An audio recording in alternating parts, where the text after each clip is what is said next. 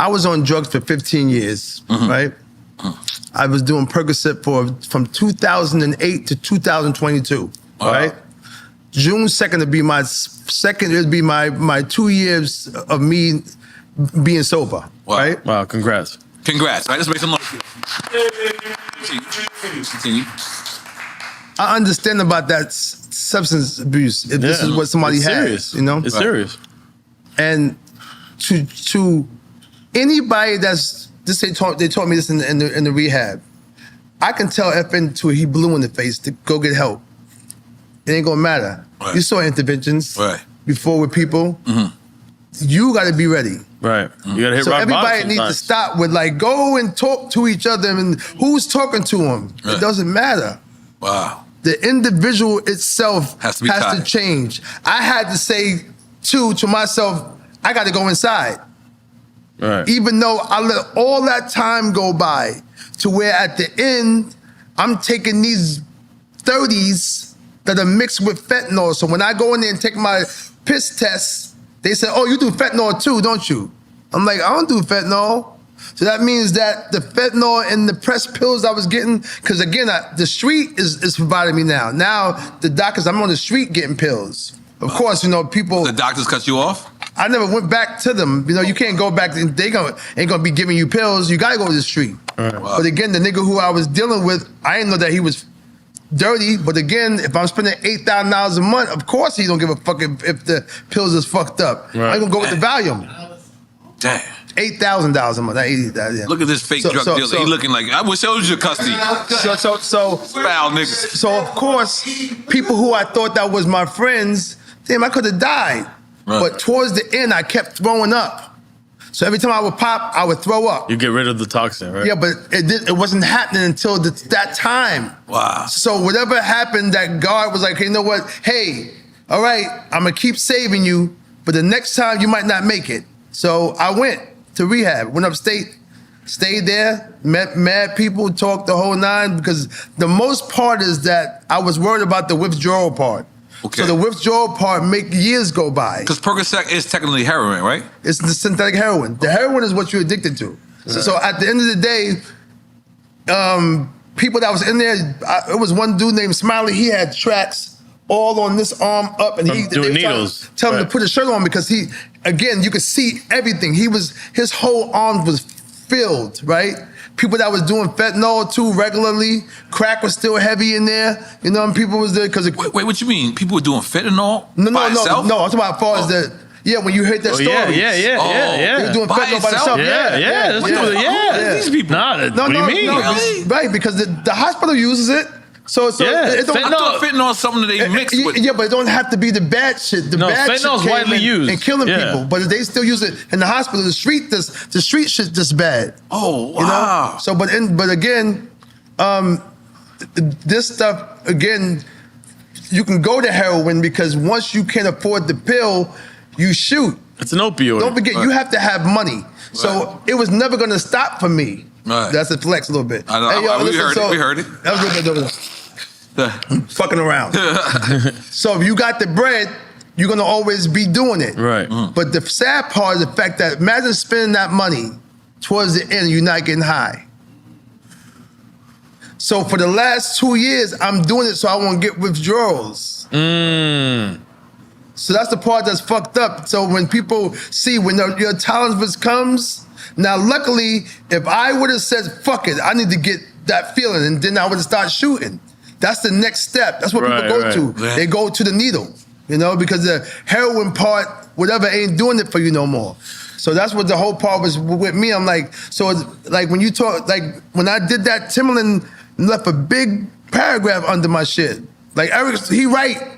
These are niggas that was users, him, Meek, fucking the Bow Wows, the Waynes, all these niggas, such and such. They call it lean, but hydrocodone is this liquid form of... Yeah, it's heroin. Yeah. Exactly. Yeah, it's an opioid. So all this opioid that was at that time, you know, it came from the doctor. I had back surgery. He gave me 120 pills. It stands this tall inside of and this thing is 120. So after a while, you take the 1, you take the 2, and now your back pain is gone.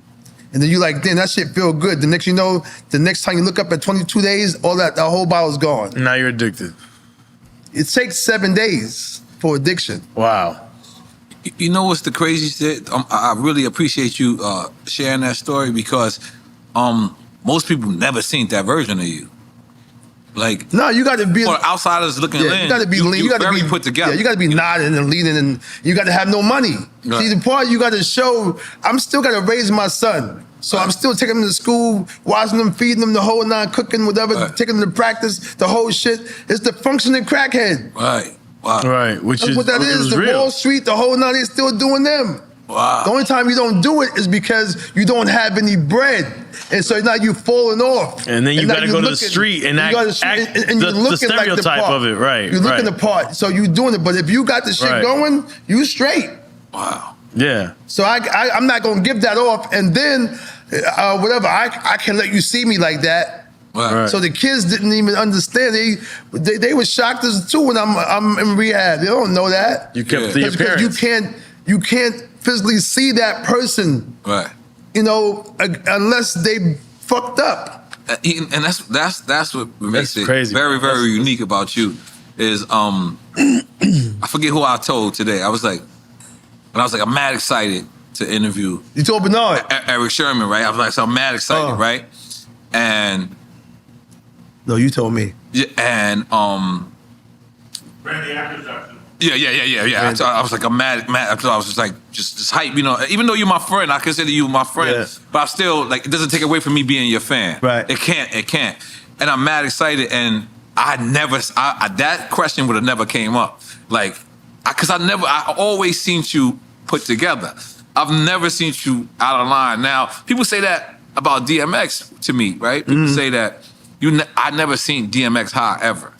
Because they say that when DMX you got never saw him high? They said that I never. They said me. Oh, me personally. yeah, right. They said because when he actually got high, he stayed inside. So you were seeing him on alcohol. Yes, Hennessy. Right. You weren't seeing him on the actual. I got you. The real substances that he was on. Right. So that was shocking to me. But with you, that's kind of like the total opposite because I kind of never seen you slipping. Like I kind of always seen you put together for every time. And that's one thing I said. Somebody asked me, and I was like, you know, I sincerely love Erick Sermon as a person. Not only his music, and not only, you know, if it wasn't for EPMD, it wouldn't be a CNN. But you've always been the same. So you done an excellent version of hiding that. You ever did ecstasy? A lot. He was my ecstasy dealer. Relax. Ecstasy is the birth of drink champs. That's the birth of drink champs. Yeah, that's my ecstasy dealer. Yeah, now we get Latino racism. Let's go. Okay, Let's go to Latino racism. Yes. Now that euphoria you get. I mean, I never got it. He just sold it to me. That's all. No. I just helped the guy get to you. Oh, I tell you the ecstasy story. We want to get into it. Let's go. The Century Club in LA, right? That sounds like a place for ecstasy. Yep. So now, I don't know nothing about this. It's me, Dre, Exhibit, a few other people. Getting ready to go out, right? It's a girl who introduced it to you. No, Dr. Dre did. Dr. Dre is the first person who gave you ecstasy. Let's make some noise for Dr. Dre. I don't make a joke. I could have died. So the Chronic went to. Let me shut the fuck up. It's crazy because again, I don't even know if he remembered this story. But I mean, he's about to remember it now. But anyway, this is what such and such Century Club we going to. He pops the trunk, go underneath the tire, pass out pills to everybody. Don't forget, I got no instructions. By the way, I want to be at this party so bad. Continue. Century Club, I got no instructions. So now we're in the Century Club, right? The record says, Century Club. So now my homegirl Alicia's there, Bobby Brown's wife, right? This is 90. Wow, let me see what I was doing because I was doing Exhibit's album, so I would say 96. The first Exhibit album. The first one? That's 94, 95? 95? Cause I did the call it what you wanna call it. The one that had paparazzi, that single. No, that's the first one. Okay, Ecstasy is a 2000 drug. Check it out. So it had to be like 95, 96, like 96. No, Ecstasy didn't come out. Nigga. Ecstasy was out 95. No, in Miami for sure. 100%. Let me be quiet. I didn't know. I'm not making this. Ain't no. It's like 90. You're talking about 96. 96. I don't do no capping, nigga. I tell you, it's 96. No reason. Huh? 98 is the second album. So when was paparazzi? 95. 95. So 98. 98. Okay. Second album. I do the alcohol. Makes sense. Makes sense. Yeah. See, I do right. So I go to the club. Alicia, we lost our friend Tiffany. She just had died. So she starts crying. So now I'm in the club boo-hooing, crying with her. You're rolling. You're on ecstasy. Right. No instructions. No instructions with the ecstasy. I'm crying with her. I mean, boo-hooing, right? After I'm done, we can't laugh at that. After I'm done, no. After I'm done, it's someone passed. Sorry. After I'm done, we go to the what's that hotel with the M? Maggione? Not the Maggione, the other one. The Montrose. No, not the Montrose neither. Nico Hotel? No, the other one. Not that one. It's a hotel. Let's go. That's irrelevant. Yeah, hotel, right? Because Def Jam, Def Jam always do either the W, the Montrose, Def Jam always find something to go whatever. So I go L'Hermitage. So the L was first with La, and the M come after that, Dan. So the L'Hermitage. Nigga's the drunkest sober nigga I ever. No. I feel drunker talking to him. Summer champ's gone well. The L'Hermitage. I ain't gonna tell you who famous wife this is, but somebody that's real famous that's used. I got his wife in the room, right? Yeah, I want to know. But she wasn't married then. Even worse. I don't fuck with no married with people like that ever in my life. So now I don't got no instructions. So now I'm in there bugging the fuck. I'm like, yo, now my mouth is dry, my shit, everything is dry, and I'm sitting there tripping. She come in there with the robe on, nothing. I'm like, get out! I'm like, so now I'm sitting there.